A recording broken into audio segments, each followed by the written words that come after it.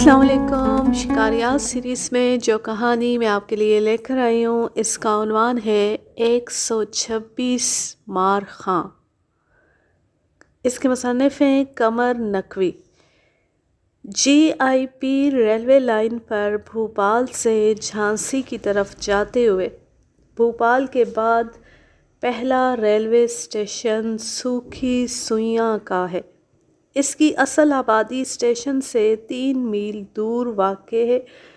सूखी सुइयां का railway station 24 घंटों में सिर्फ 2 मरतबा किसी मद्दे ज़िंदगी से आशना होता है, जब मुंबई से आने वाली और मुंबई जाने वाली पैसेंजर ट्रेनें गुज़रती हैं, वरना इस स्टेशन पर ना तो कोई मेल ही ठहरती है ना एक्सप्रेस।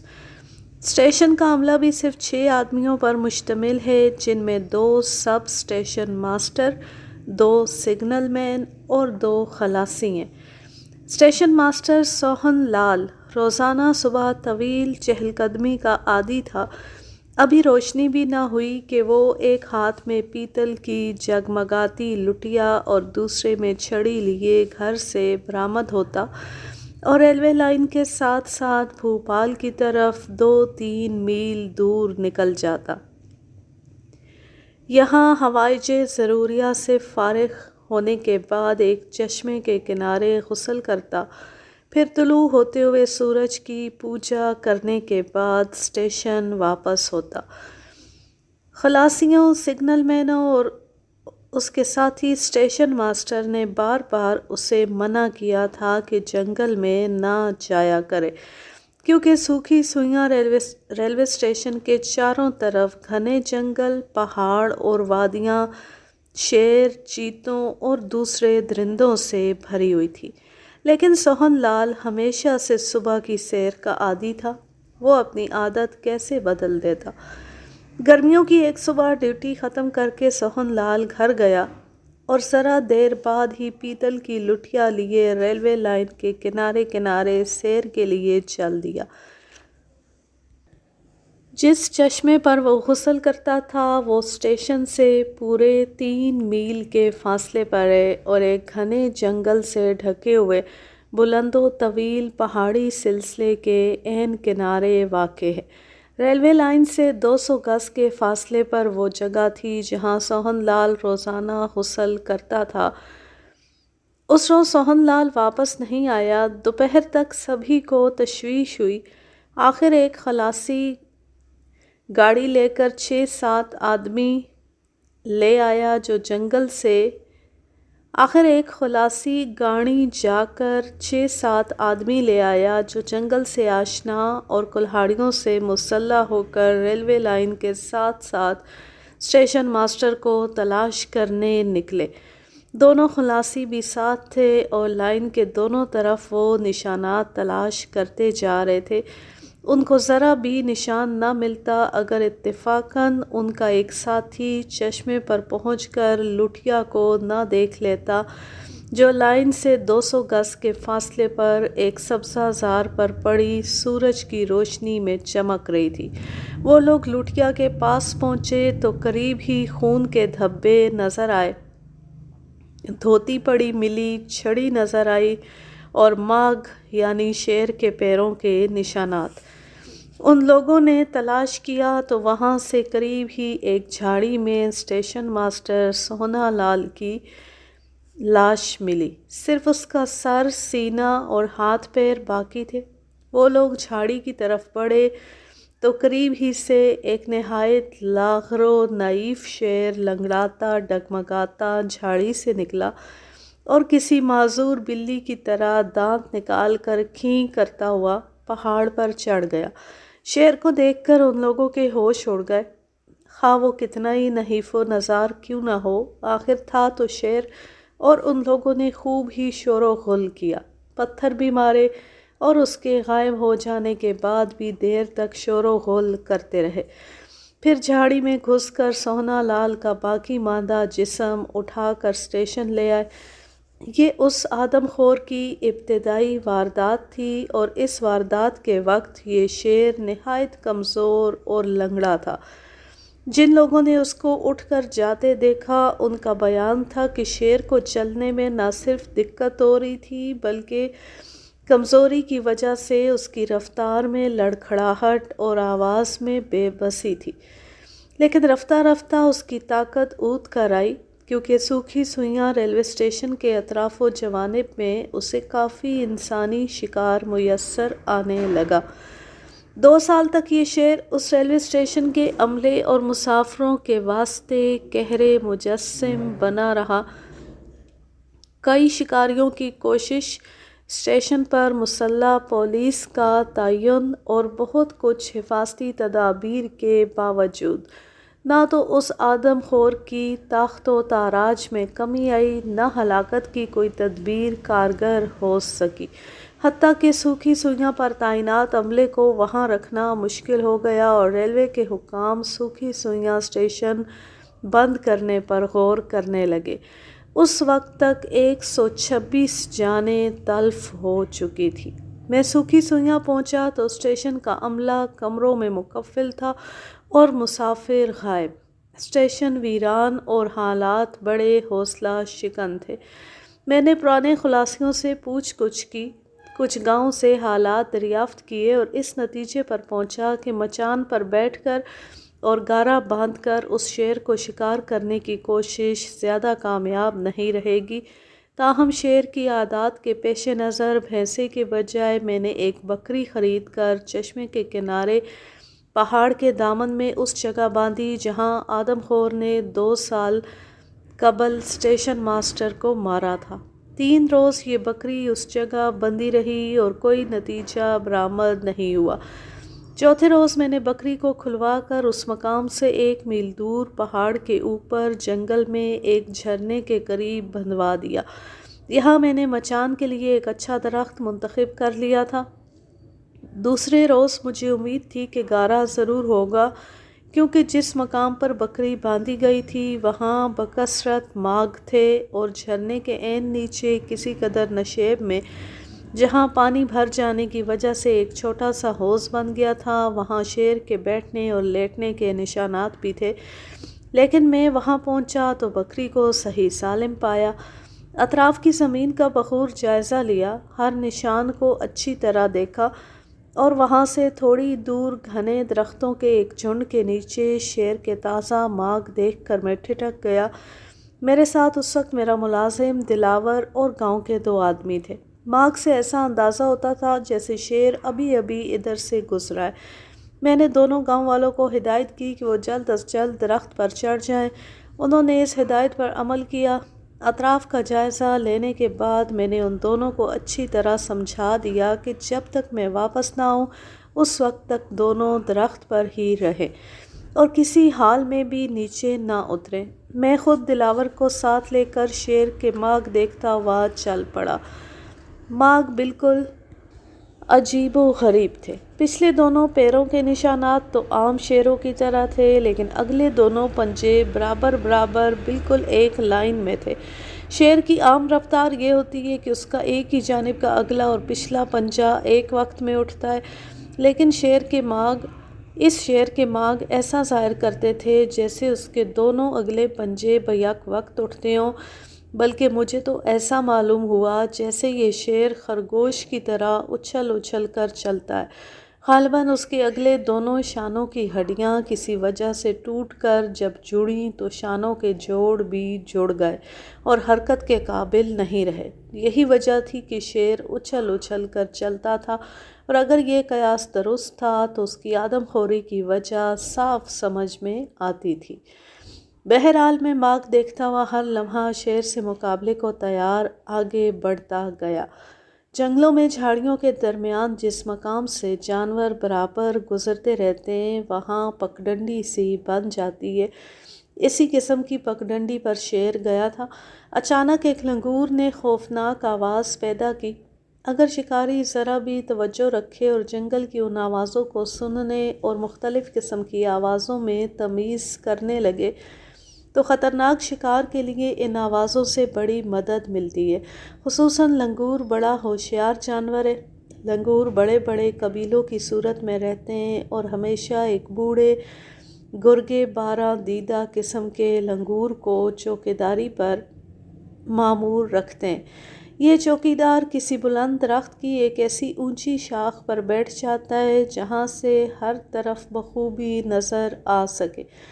ज़रा सा ख़तरा महसूस होती ये लंगूर खूक खूक करने लगता है और उसके साथी होशियार होकर ऊंचे दरख्तों पर चढ़ जाते हैं। मैं उस लंगूर की आवाज़ सुनकर अपनी जगह पर ही ठहर गया और सोचने लगा कि लंगूर ने ये आवाज़ मुझे देखकर निकाली है या शेर को देखकर। 2-4 मिनट की कोशिश से ये बात साफ हो गई। लंगूर ने मुझे देखकर ही खौफ की आवाज़ की थी। उसका रुख मेरी तरफ था। मैं फिर आगे बढ़ने लगा। दरख्त तनावर और घने ज़रूर थे, लेकिन झाड़ियाँ छिद्री और कम थी, इसलिए अतराफ़ में 40-50 गज़ तक दूर की चीज़ साफ नज़र आ सकती थी। उसी वक्त कहीं दूर शेर की डकारने की आवाज़ आई। डकारने की इसलिए कि ये आवाज़ हमले या परेशानी की नहीं थी, बल्कि इत्मीनानो आसूदगी के आलम में मुसरत की अंगड़ाई थी। आवाज़ किसी कदर वक्फे से 3 मरतबा आई, लेकिन कुछ ऐसी गूंज थी कि जंगल और पहाड़ इस तरह के थे कि इन आवाज़ों की बाज़गश्त में आवाज़ की सही सिमत मुतय्यन न की जा सकी। बहरहाल मैं उसी जगह ठहर गया और तकरीबन 10-15 मिनट ठहर कर किसी मज़ीद आवाज़ या अलामत का मुंतज़िर था कि मेरे साथ के गांव वालों में एक की दहशत ज़दा चीख की आवाज़ आई, फिर ज़ोर ज़ोर से धत धत करके किसी जानवर को भगाने की आवाज़ और फिर चीख। फ़ौरन ही मैं और दिलावर उस दरख्त की तरफ भागे जिस पर मैं उन दोनों को बिठा कर आया था। हम लोग जिस जगह खड़े रहे थे उसी जगह 2 रीछ नमूदार हुए। गालिबन वो किसी और तरफ जाते हुए इधर से गुज़र रहे थे। अचानक हम लोग जो भागे तो उन रीछों ने खुदा जाने क्या समझा कि बेसाख्ता बढ़ बढ़ करके हमारे पीछे हो गए। फासला कोई 15 गज़ होगा। उनकी आवाज़ पर मैंने घूम कर देखा। 2 स्याह गोले बुड़बुड़ाते हुए दौड़ते मेरी तरफ आ रहे थे। ना सोचने का वक्त था ना ज़रूरत। मैंने राइफ़ल उठाई और यके बाद दीगरे 2 फायर किए। एक गोली तो एक रीछ की पेशानी पर लगी और वहीं गोला सा बनकर रह गया। दूसरी गोली दूसरे रीछ के ऐन सामने ज़मीन पर पड़ी और ऐसा गुबार उड़ा कि रीछ उसमें छुप गया। गोली उसे लगी तो नहीं, लेकिन उसका इरादा बदलने में ज़रूर मुआविन साबित हुई, क्योंकि जब तक मैं दिलावर के हाथ से दूसरी भरी हुई बंदूक लेकर उसका निशाना लूँ, उस वक्त तक वो घूम कर करीब की झाड़ियों में घुस चुका था। हम दोनों फिर उस दरख्त की तरफ भागे जिधर से चीखों की आवाज़ आई थी। दरख्त पर बैठा हुआ एक गांव वाला मुझे दरख्त के नीचे मिला, दूसरा दरख्त के ऊपर इस हाल में कि एक तेंदुआ उसको शाने से पकड़ कर झंझोड़ रहा था। मैं अपनी राइफ़ल में कारतूस भर चुका था। फ़ौरन तेंदुए का निशाना लिया और फायर कर दिया। गालिबन दौड़ने की वजह से मैं फ़ायर के लिए तैयार नहीं था, लेकिन फ़ायर की आवाज़ से डर कर तेंदुए ने उसे छोड़ा और कूद कर एक घने झुंड में गायब हो गया। कदरे चीख कर मैंने ज़ख्मी आदमी को हिदायत की कि जल्दी नीचे आ जा, वो बच्चों वाली मादा है, इसी वजह से हमला आवर हुई। वो शख्स काफ़ी ज़ख्मी था। शाने की हड्डी तेंदुए ने चबा ली थी और वो गरीब भोपाल के अस्पताल में 6 माह ज़ेरे इलाज रहने के बाद भी सिर्फ़ एक हाथ ही लेकर वापस आया। दूसरा हाथ हमेशा के लिए बेकार हो गया। मैं इन दोनों वाक़यात से ख़ासा बददिल हो गया। शेर के अब इस इलाके में मौजूद रहने का कोई इम्कान नहीं था, लिहाजा मैंने बकरी भी खुलवा कर साथ ली और 3 रोज़ सब स्टेशन मास्टर के क्वार्टर में मुकीम रहकर रोज़ाना रात को प्लेटफॉर्म से बैरूनी सिग्नल तक कई चक्कर लगाता रहा, क्योंकि 6 माह पहले शेर ने प्लेटफॉर्म से सिर्फ 50 गज़ तक एक शाम एक सिग्नल मैन को मारा था। चांदनी रातें ना होती तो मैं हरगिज़ रात के वक्त बाहर निकलकर उसे हलाक करने की कोशिश ना करता।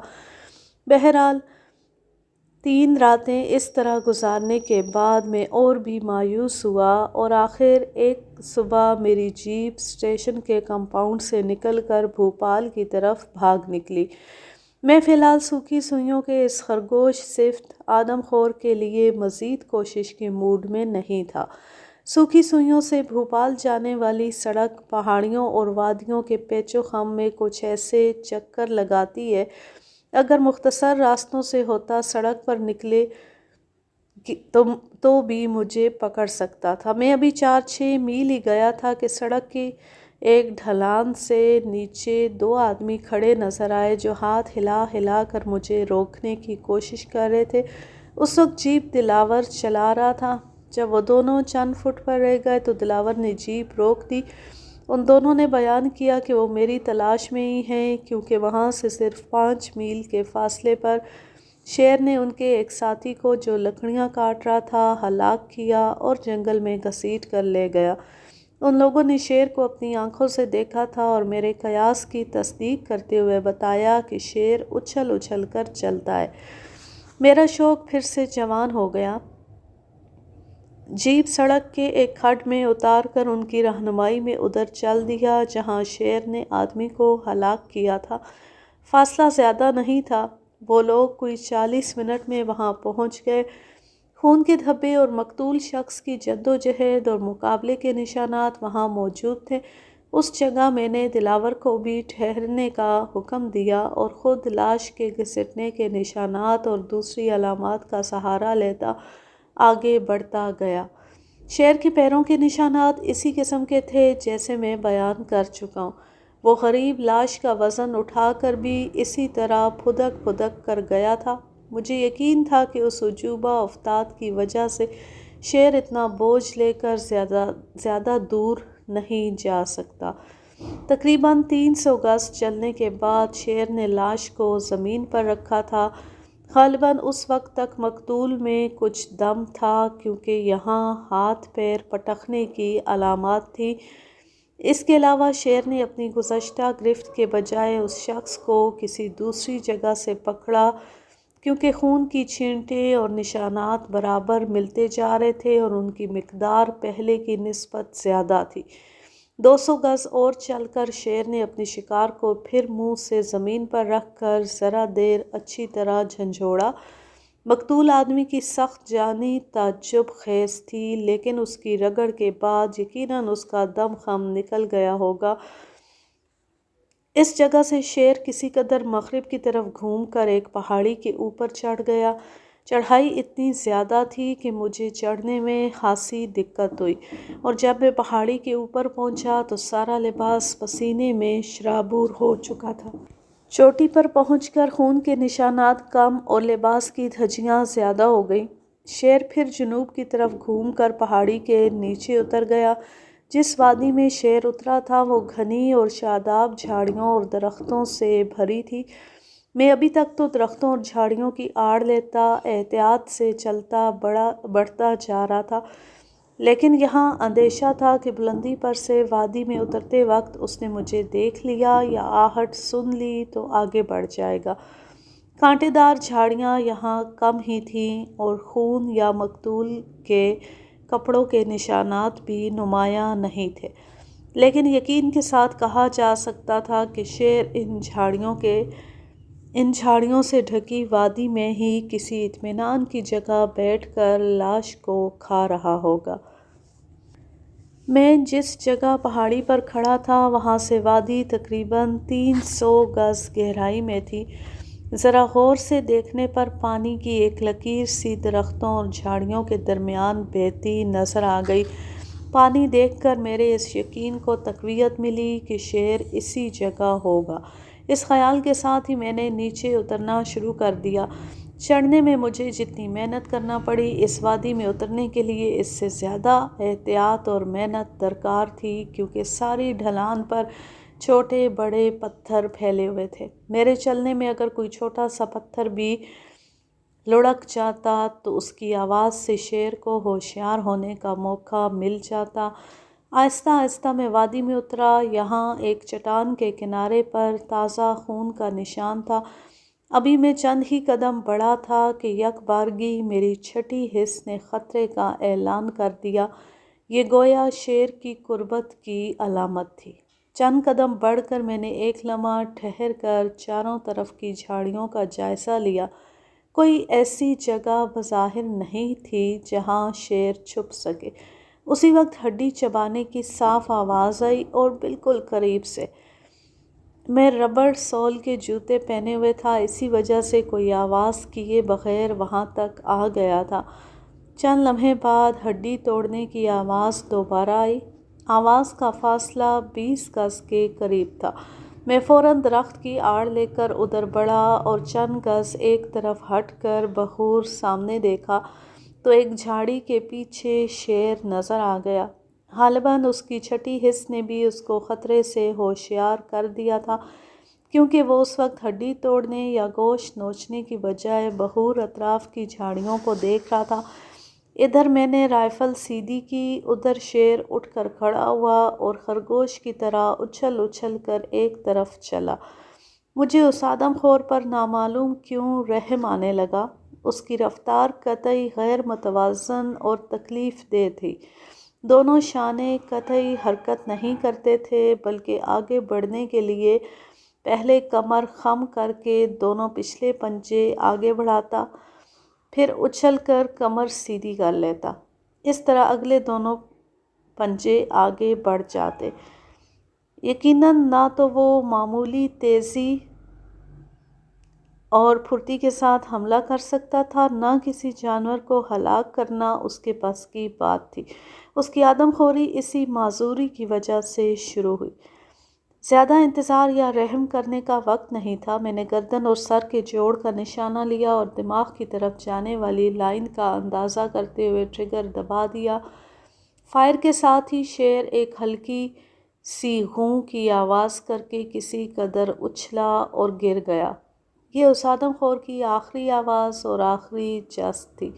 اس کی ہلاکت سے مجھے زیادہ خوشی اس لیے ہوئی کہ نہ صرف اس بلا سے خلق خدا کو نجات ملی، بلکہ خود اس شیر کو بھی ایک بڑی جسمانی اذیت سے رہائی نصیب ہوئی۔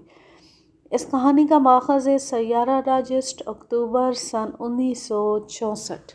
اب میں لیتی ہوں آپ سے اجازت۔ جانے خوش رہیں، شاد و آباد رہیں، ہنستے مسکراتے رہیں۔ اللہ حافظ، اللہ نگہبان۔